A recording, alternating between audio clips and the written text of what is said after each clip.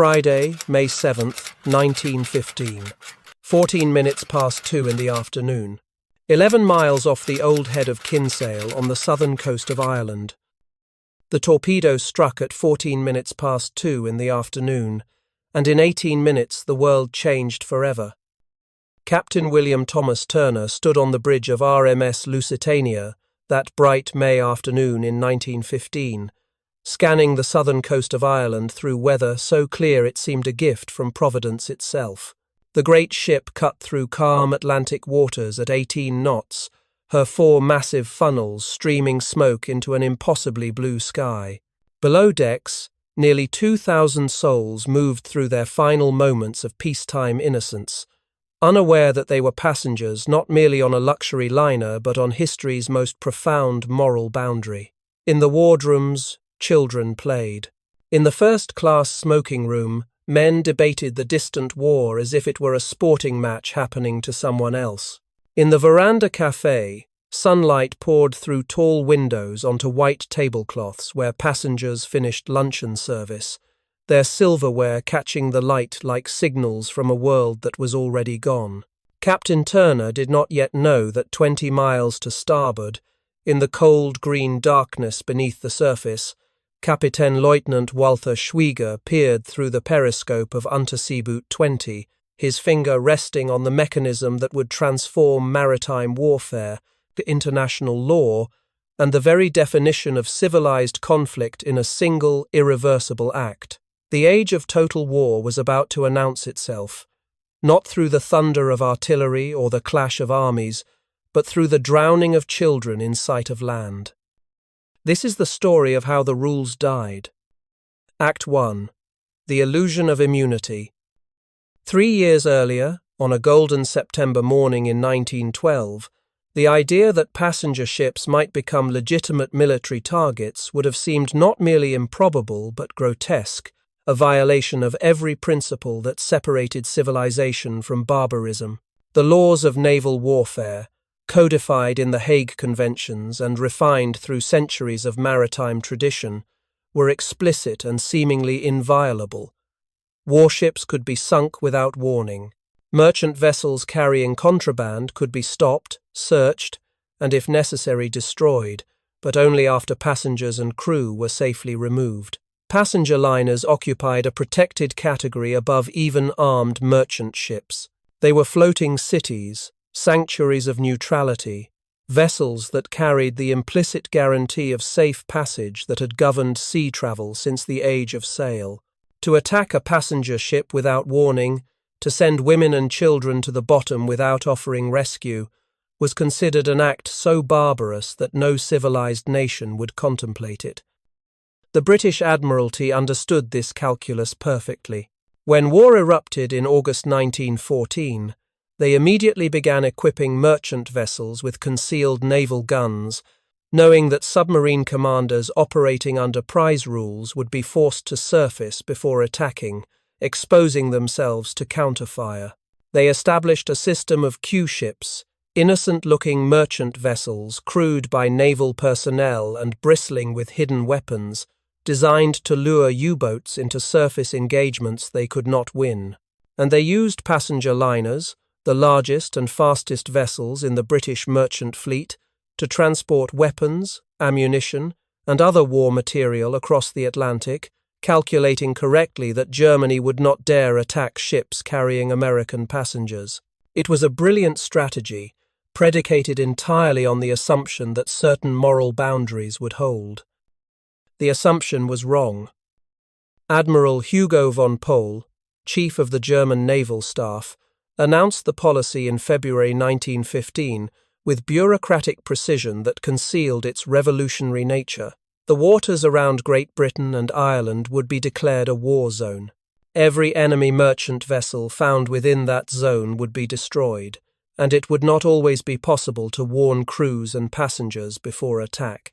The announcement shocked diplomatic circles across Europe and America, but in the wardrooms of the Imperial German Navy's submarine service, a different conversation was taking place. The submariners knew something the diplomats did not.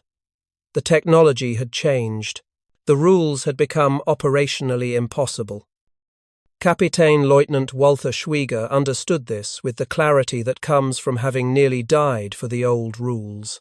30 years old, a career officer from a Prussian military family, Schwieger commanded Unterseeboot 20, a Type U-19 submarine displacing 950 tons submerged, armed with 4 torpedo tubes and carrying 7 torpedoes. In February, operating under the traditional prize rules, he had surfaced to stop a British merchant vessel and found himself under immediate fire from concealed guns.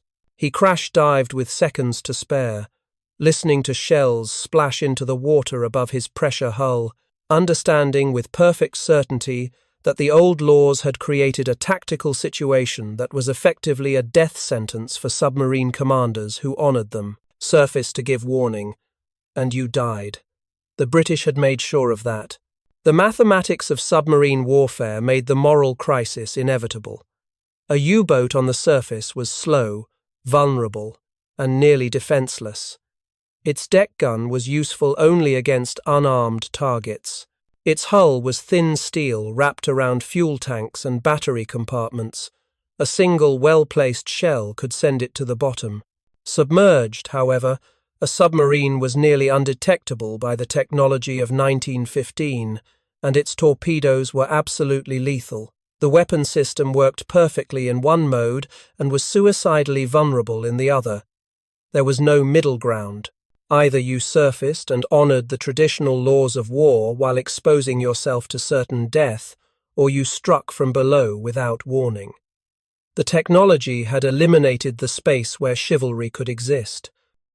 By April 1915, the campaign of unrestricted submarine warfare was producing results that shocked even its architects. German submarines operating in the western approaches sank 107 merchant vessels in a single month, totaling 174,000 tons. The numbers were unprecedented, and they suggested something profound.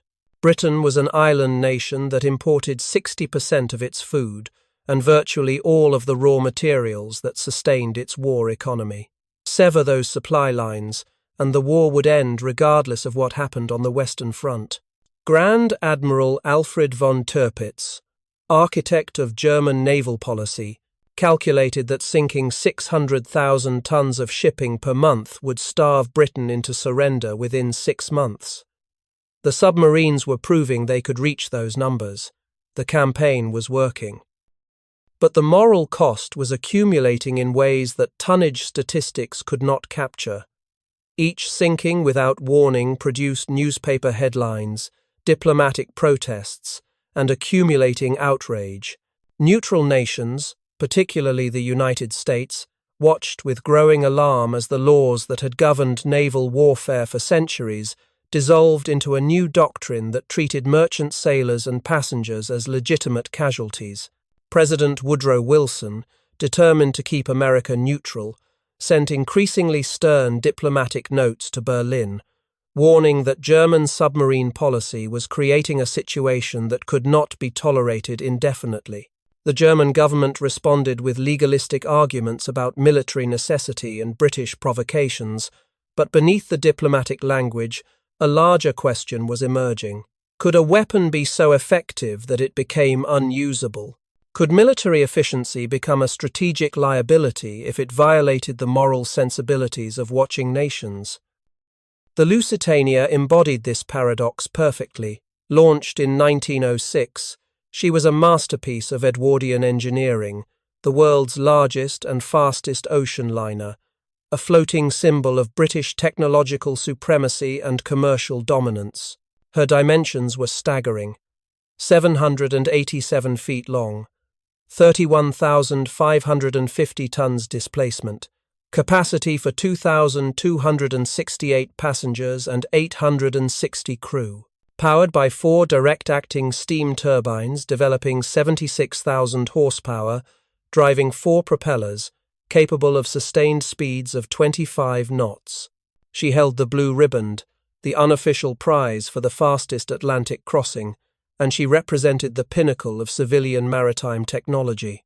She was also, by 1915, a legitimate military target. The transformation had been subtle but unmistakable. In 1913, the British Admiralty had included Lusitania in the Navy list as an armed merchant cruiser, noting that she could be fitted with 12 6-inch guns and pressed into military service in wartime. The modifications were never completed, but her status had changed. More significantly, her cargo holds were regularly filled with war material. The manifesto for her final voyage, filed with customs officials in New York on May 1, 1915, listed 4,200,000 rounds of rifle ammunition, manufactured by Remington Arms Company, 18 cases of non-explosive fuses for artillery shells, 1,250 cases of shrapnel shell casings, empty but destined for filling with explosives in British munitions factories. The cargo was entirely legal under American law, which permitted the sale of arms to belligerent nations, but it transformed Lusitania from a neutral passenger carrier into a munitions ship carrying civilians. The German embassy in Washington knew exactly what was happening.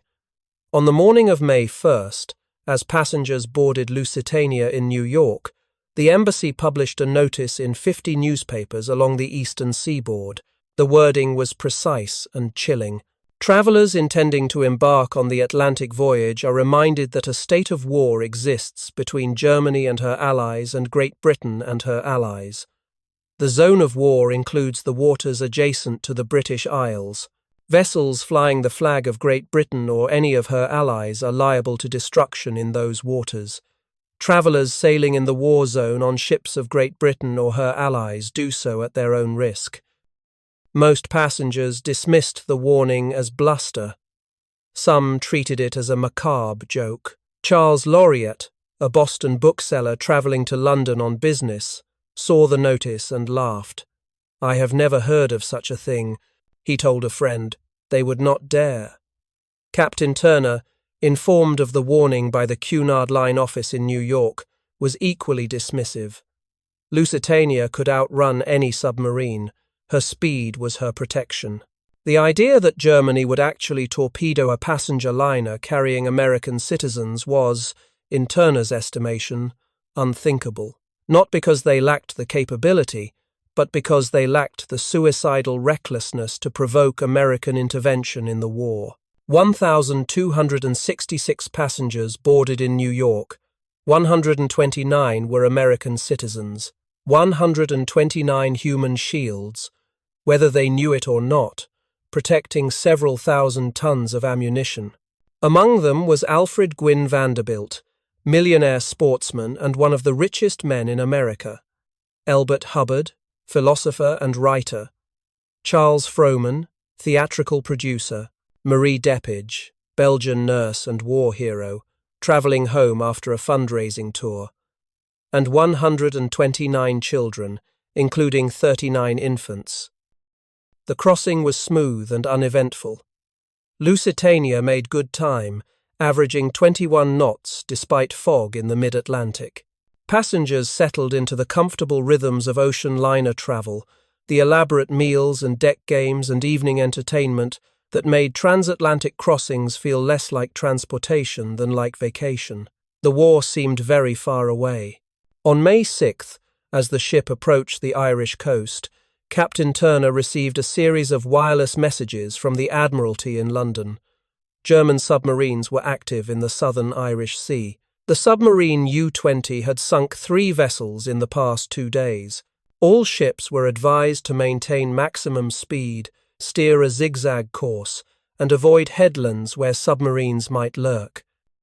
Turner reduced speed to 18 knots to time his arrival at Liverpool for high tide. He did not zigzag. The weather was clear, visibility perfect. These were the conditions when a fast ship was safest. You could see threats from miles away. The logic was sound, built on decades of experience with surface raiders. It failed to account for a threat that approached from below, invisible until the final seconds.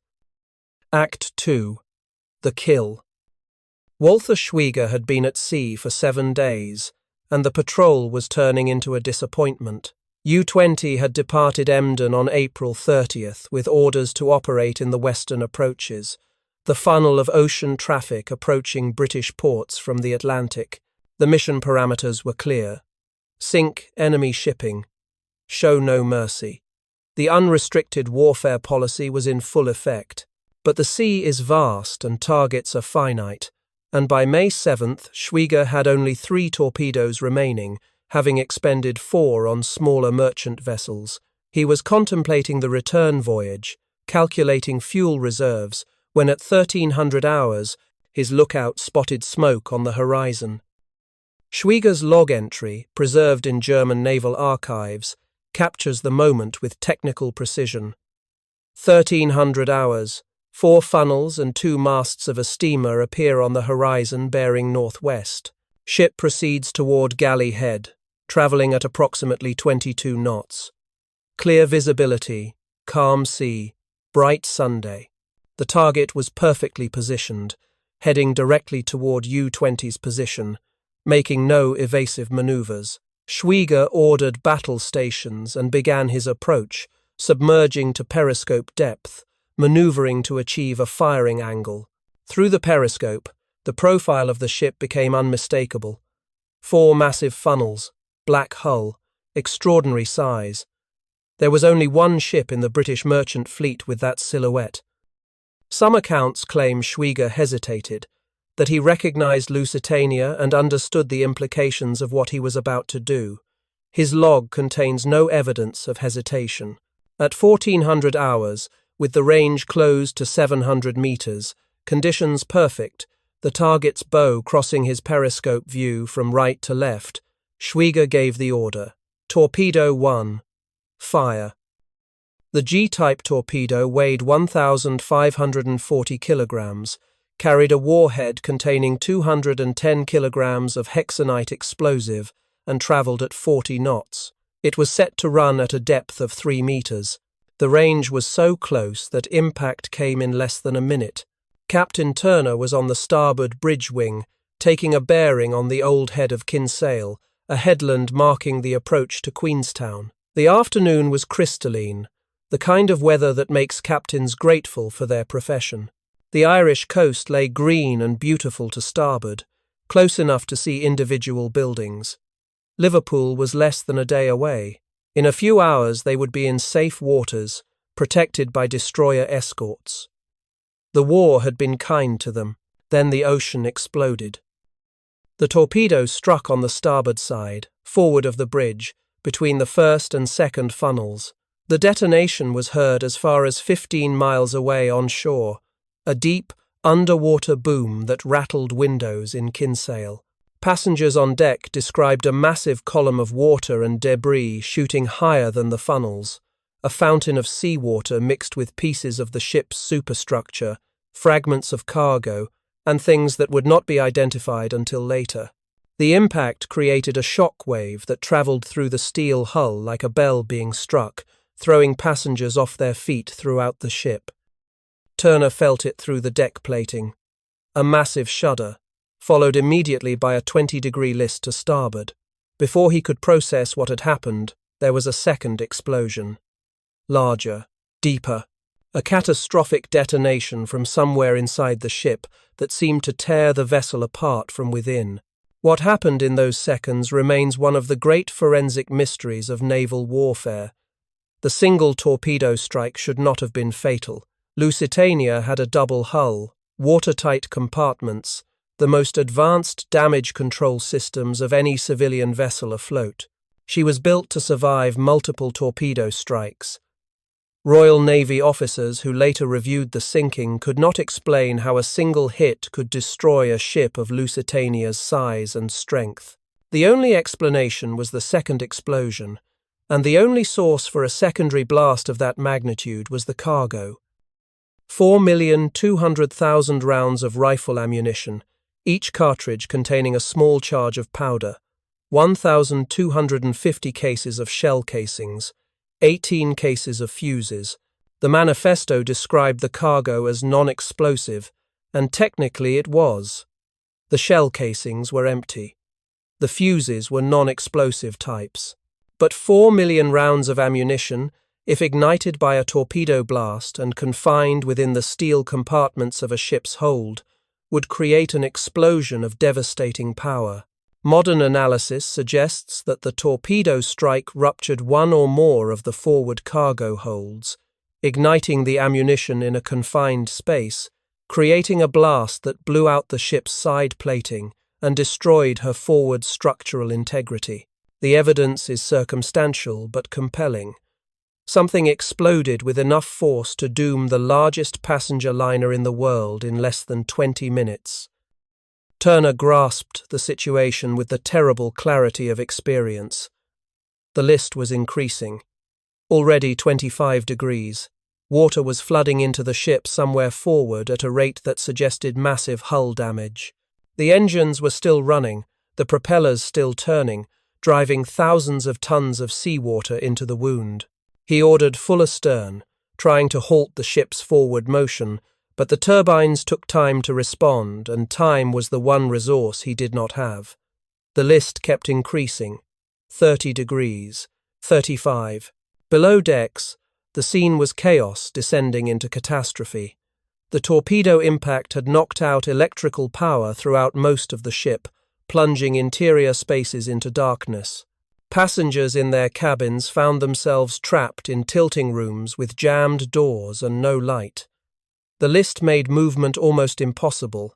Corridors designed for level walking became climbing surfaces as the ship rolled to starboard.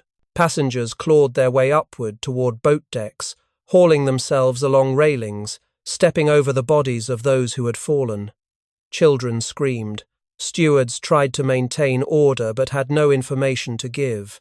The ship was dying, and no one knew how much time remained. On the boat deck, the crew discovered that the list had made boat launching nearly impossible. Lifeboats on the port side hung far out from the ship's side, suspended over open air, impossible to board and suicidal to launch.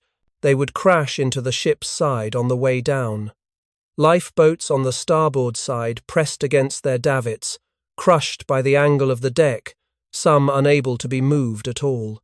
The crew managed to launch 6 boats successfully. 6 boats from a complement of 48. Capacity for 1,340 people on a ship carrying over 2,000. The arithmetic was simple and absolute. In the wireless room, operator Robert Leith hammered out distress signals. "Come at once. Big list. 10 miles south of Kinsale." The signal went out again and again, received by shore stations and ships at sea. Help would come, but help was hours away, and the Lusitania had minutes. Captain Turner remained on the bridge as the deck tilted beneath him. He gave the order to abandon ship at 14:20, 6 minutes after the torpedo struck. The precision of that timing is worth noting. 6 minutes from impact to the realization that the ship was lost. 6 minutes during which he tried every possible measure to save her. Stopped the engines, ordered watertight doors sealed, attempted to level the list by counter-flooding compartments. Every standard damage control procedure, none of it mattered. The wound was too deep, the flooding too rapid. The ocean was pouring into Lusitania at a rate that defeated all engineering solutions. At 14:28, the bow went under. Water surged across the forward deck, a green wall that swept away passengers who had been preparing to board lifeboats. The ship's stern lifted out of the water, propellers still turning, bronze blades spinning uselessly in air. The angle steepened. 45 degrees, 50. People who had been standing on deck found themselves suddenly in the ocean, the surface having risen to meet them as the ship sank beneath their feet. Others clung to railings and ventilators, riding the ship down, waiting for the final plunge that would take them into the depths. It came at 14:28, 18 minutes after the torpedo struck. The Lusitania slipped beneath the surface, stern first, the massive hull sliding down into 1,100 feet of water, carrying with her everyone who had not reached the surface. The suction pulled swimmers down. Equipment and debris rained from above. Lifeboats that had been launched capsized as the death throes of the sinking liner created whirlpools and surge waves that overwhelmed them. Walther Schwieger watched through the periscope. His log records the moment with the detached precision of a man filing a technical report. Great confusion. Ship stops. Heavy list to starboard. Great quantities of lifeboats being lowered. Bow already under water. Ship tilts forward. Many passengers leap into water. Clear to see many boats overcrowded. On the port side, because of heavy list, fewer boats successfully lowered. Ship sinks bow first. Stern rises above surface. Propellers visible. After short time, ship sinks completely. Survivors and wreckage visible over large area. Time of sinking 14-28 hours. One additional detail appears in some accounts of Schwieger's log. After watching the ship go down, he reportedly wrote, "Could not have fired a second torpedo into this crowd of humanity attempting to save themselves." The line suggests conscience, recognition of horror, a limit beyond which even unlimited warfare would not go. But the first torpedo had been enough. Act 3. The Reckoning. The ocean was thick with the dead and the drowning. Survivors floated among them, clinging to deck chairs and shattered lifeboats and pieces of wreckage that offered temporary buoyancy. The water temperature was 52 degrees Fahrenheit, cold enough to kill in hours, but slowly, which meant those in the water remained conscious long enough to understand what was happening to them. They watched others die. They watched their children die. They called out for rescue boats that could not reach them all. Margaret Mackworth, daughter of a Welsh industrialist, found herself in the water with no memory of how she got there. Her last conscious memory was standing on the boat deck as the ship tilted. Now she was floating, wearing a life jacket, watching people around her struggle and drown. She described the scene years later with the precision of trauma that never fades. The sea was covered with people, all wearing life jackets, all swimming desperately. Yet many of them seemed not to move. I realized they were swimming on the spot, treading water, because there was nowhere to swim to. The lifeboats were full. The land was 10 miles away. There was nothing to do but wait for rescue or death, whichever came first. Rescue came from Queenstown. The distress signal had been received at the naval base, and every available vessel put to sea. Fishing boats, tugs, a naval patrol ship. They converged on the position as quickly as their engines could drive them, but the ocean is vast and boats are slow. The first rescue vessel arrived at 1600 hours, nearly 2 hours after the sinking. By then, hundreds had already drowned or died from hypothermia. The boats pulled survivors from the water, finding corpses for every living person. The dead floated face down, life jackets keeping them suspended just beneath the surface, a forest of bodies through which the rescue boats had to navigate.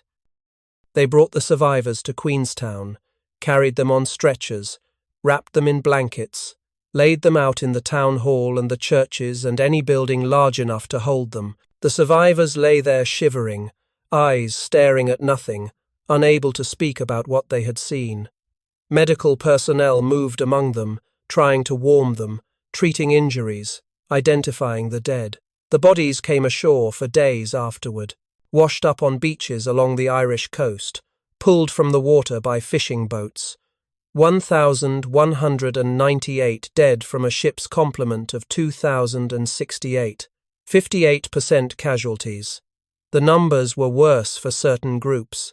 Of 129 children aboard, 94 drowned. Of 39 infants, 35 died. Among the dead, Alfred Gwyn Vanderbilt, last seen giving his life jacket to a woman passenger, Elbert Hubbard and his wife Alice. Charles Frohman, who supposedly quoted from Peter Pan as the ship went down, "Why fear death? It is the most beautiful adventure in life." Marie Despage, who survived the sinking only to die of exposure in the water. 128 Americans. The news reached Washington within hours. President Wilson received the casualty reports in the Oval Office and sat in silence, processing the implications. The German government had been warned, repeatedly, explicitly. The diplomatic notes had been clear. Submarine attacks on passenger vessels carrying American citizens would be considered an act so grave that it could not be tolerated. Now it had happened. 128 dead Americans, children among them. The question facing Wilson was simple in form, terrible in implications. Was this sufficient cause for war? The American press answered before the government did. Newspapers across the country ran front-page headlines that trembled with rage. The Lusitania massacred. German piracy. Murder on the high seas. Editorial writers competed to find language strong enough to convey the horror. The New York Times called it the most monstrous crime in modern history. Theodore Roosevelt, always eager to condemn Wilson's pacifism, declared it an act of piracy on a scale unprecedented in human history. Public opinion shifted with stunning speed. Americans who had supported neutrality began calling for intervention. The mood was captured perfectly by a recruiting poster that appeared within days of the sinking. It showed the Lusitania going down, passengers struggling in the water, and a single line of text: enlist. In Germany, the reaction was more complex. The government initially celebrated the sinking as a legitimate military success. The Lusitania had been carrying ammunition. She was an armed merchant cruiser according to British naval records. The sinking was therefore justified under the laws of war as they now existed.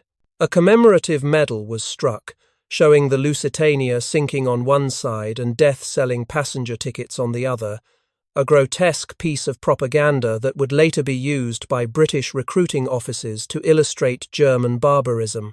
But beneath the official celebration, a different conversation was taking place in the corridors of German power. The submarine campaign had achieved a tactical success and created a strategic disaster. American intervention, previously unlikely, had become a serious possibility, and if America entered the war, Germany would lose. Kaiser Wilhelm II understood this immediately. On May 9th, 2 days after the sinking, he ordered the suspension of unrestricted submarine warfare. U-boats would return to prize rules. Passenger vessels would not be attacked without warning. The campaign that had promised to starve Britain into submission was abandoned after just 3 months, killed not by British countermeasures but by its own success. The weapon had worked too well. It had proven so effective, so terrible, that using it became politically impossible. But the reversal came too late to prevent the transformation the sinking had initiated. The Lusitania did not bring America into the war immediately. Wilson maintained neutrality for another 23 months, citing the need for additional time to prepare and the hope that diplomacy might still prevent the need for American intervention. But the trajectory was set. The moral calculus had changed. The sinking had demonstrated that this was a new kind of war, one in which the boundaries between civilian and military targets had dissolved, where women and children died by deliberate policy rather than unfortunate accident.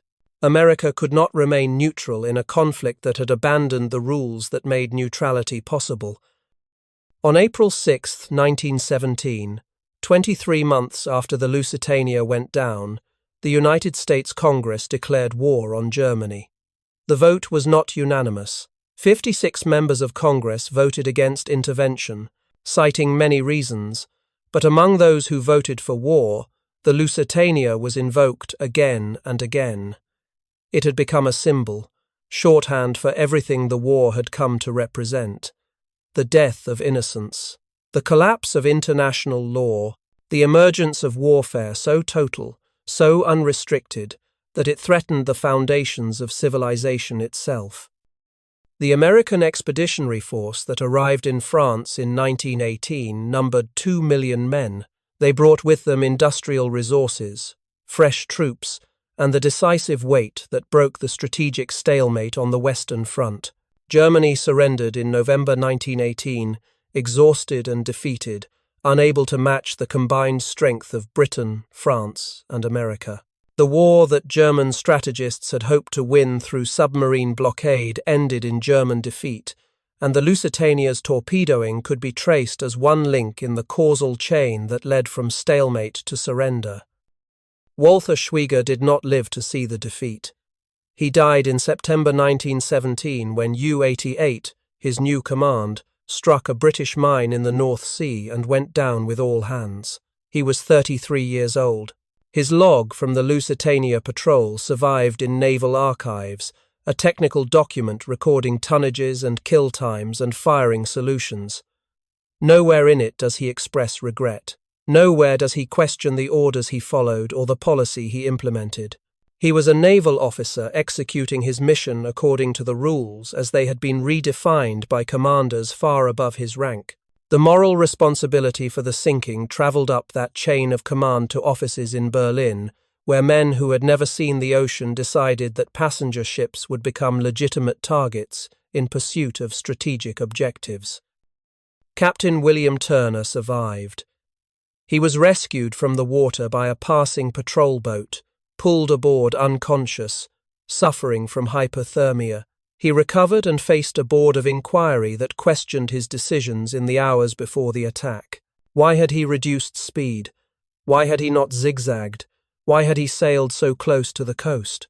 Turner defended his actions calmly, pointing out that he had followed standard procedures for avoiding surface raiders, and that no amount of maneuvering could have prevented a submerged attack by a weapon he had no way to detect. The inquiry absolved him of responsibility.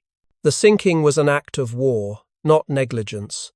But Turner never fully escaped the shadow of those 18 minutes. He commanded other ships, but never another transatlantic liner. He died in 1946, carrying with him memories of the afternoon when the age of total war announced itself through his bridge deck. Epilogue: The Wreck and the Memory. The Lusitania lies 11 miles off the old head of Kinsale in 305 feet of water, resting on her starboard side in the silt of the Celtic Sea. The wreck was discovered in 1935 by salvage divers who descended into the cold darkness, expecting to find a ship, and found instead a graveyard. The hull is largely intact but collapsing, weakened by decades of corrosion and the immense pressure of the depths. The forward sections, where the torpedo struck and the secondary explosion occurred, are a confusion of twisted steel and debris. Divers report that the wreck is surrounded by artifacts: silverware, dishes, luggage, personal effects scattered across the sea floor in a radius that suggests violent dispersal. The human remains are long gone, consumed by the ocean or buried in silt, but their possessions remain, marking the spot where they died. The wreck is protected now, designated as a war grave. Diving is restricted. Salvage is forbidden. The ship sits in the darkness, visited occasionally by submersibles that document the ongoing deterioration, knowing that within a century or two the ocean will complete its work and the physical evidence of the sinking will be reduced to a stain on the ocean floor. But the memory requires no physical artifact. The Lusitania achieved in death what she never could have accomplished in life. She became a symbol, a marker of transformation, a moment when the old rules failed and the new reality of mechanized, industrialized, total warfare became undeniable. In the years after the war, survivors gave testimony. They spoke at memorial services and war bond rallies, and eventually to historians who wanted to preserve their accounts before the last of them died. Their stories share certain commonalities: the speed of the sinking, the terrible angle of the deck, the crowds of people in the water, the cold, the waiting. And underneath all those specific memories, a broader theme emerges: the sense that something had changed not just in naval warfare but in the moral architecture of the world. The belief that certain things would not be done had proven false. The rules that separated war from murder, combatants from civilians, military necessity from atrocity, had shown themselves to be conventions, agreements that held only as long as all parties chose to honor them. And once one side decided that victory mattered more than convention, the agreements collapsed. Margaret Mackworth, pulled from the water after 2 hours of floating among the dead, lived until 1958. She wrote about the sinking many times, and her final account, published in 1956, contains a passage that serves as epitaph not just for the Lusitania, but for the entire transformation she represented. People say that modern war began on the Somme or at Verdun, in the trenches where millions died for yards of ground. But I think it began in the water off Ireland when we learned that there would be no mercy, no protection, no rules that could not be broken if breaking them offered advantage. The torpedo that struck the Lusitania destroyed more than a ship. It destroyed the idea that civilization could survive warfare. After that, everything became possible. The bombing of cities, the targeting of civilians, the weapons of such terrible power that using them meant accepting the end of everything. All of it flows from that bright May afternoon when the world learned that war would no longer be bound by the customs that had once made it survivable. She was wrong about one thing. The customs had never made war survivable. They had only made it less terrible for those privileged enough to watch from safety. The torpedo that sank the Lusitania did not create total war. It simply announced that total war had arrived, bringing with it a democracy of suffering that would spare no one, respect no immunity, honor no sanctuary. The age of limited conflict, where wars could be fought between armies while civilians watched from safe distances, had ended. The new age would make no such distinctions. The last survivor died in 1995. Audrey Pearl, who had been 6 months old when the ship went down, carried with her no memory of the event but bore its legacy nonetheless. She spent her life telling a story she did not remember, speaking on behalf of those who could not speak, reminding new generations that the rules that keep civilization from descending into barbarism are fragile things, maintained only by collective agreement to honor them even when dishonoring them offers advantage. The Lusitania's wreck lies on the bottom, dissolving slowly into the ocean. In another century, it will be gone, and with it the physical evidence of the afternoon when the world changed. But the lesson remains, carved into history with a clarity that no amount of time can erode. Technology creates possibilities. Policy determines which possibilities become actions. And once an action has been taken, once a boundary has been crossed, there is no returning to the world as it was before. The torpedo that struck at 14 minutes past 2 on May 7, 1915, travelled 300 metres through the water and 70 years forward through time, its explosive force rippling across decades and continents, destroying not just a ship but the belief that any weapon might be too terrible to use. That belief died in 18 minutes, and the world that replaced it is the one we inhabit still, where total war remains possible, and the only defense against it is the fragile, constantly tested agreement that some things must not be done, even when doing them offers victory.